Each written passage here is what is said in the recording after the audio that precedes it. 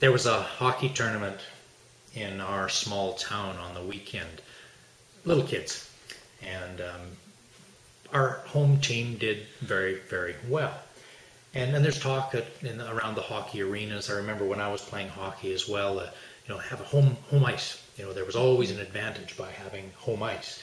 And it does make a difference because, especially out in our small rural areas, oftentimes there are more spectators that are cheering for the home team.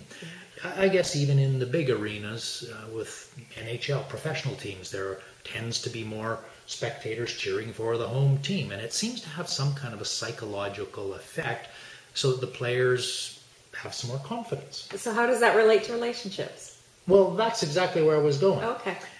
See, I often get people saying to me, well, Dan, how do you always stay so happy and so cheery and you're always so positive? And well, I have a home ice advantage because I have you at home here and you are always so good.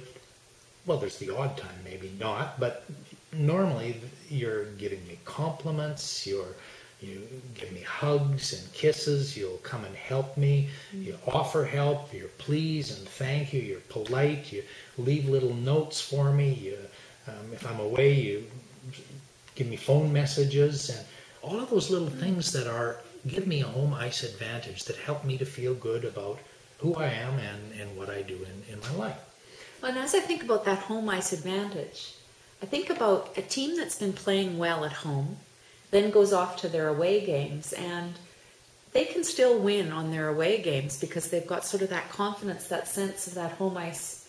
They've been winning at home, and so when they go away, then it's like, okay, we can do this. And in a relationship, I think if a relationship's strong, if the home is strong, then as we head off to work, we go to the office, we do whatever our business is, I think it's easier for us to win in that environment if we are winning at home as well. Absolutely. And all it takes is some small, tiny little things at home to be your partner's biggest cheerleader. I feel so honored and blessed to have you as my cheerleader. I feel the same way, and that hasn't always been the case. No. We had many years where we were, I think, on the opposite team from one another, and we should have had some penalties called on some of our behavior. and some of it was sort of, below the belt kind of thing. There was definitely some room for misconduct penalties. Yeah, absolutely. And fortunately, we weren't made to sit out, and we figured out what we needed to do. And I guess, as you consider your own relationship, if you're in that stage where, you maybe are deserving of a misconduct, then it's an opportunity to check in and say, so what do I choose now? That's all in the past. The penalty ends and you go back out on the ice. Now what? What one thing could you do to really enhance that relationship, to give yourself the start at least, to that home ice advantage? Play your best and be the team's biggest cheerleader. Yeah. And those are just oftentimes things that I consider to be simple things, but they're things that I've learned to do consciously.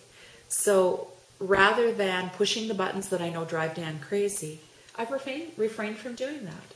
And I've looked for ways to support Dan and to listen to him and, be there and see that he's somebody that I want to be with, and notice what's good about him rather than his faults. So the really cool thing is, when Carol is my biggest cheerleader, then it makes it very easy, very, very easy for me to become her big cheerleader as well. It gets easier as time goes by, for Absolutely. sure.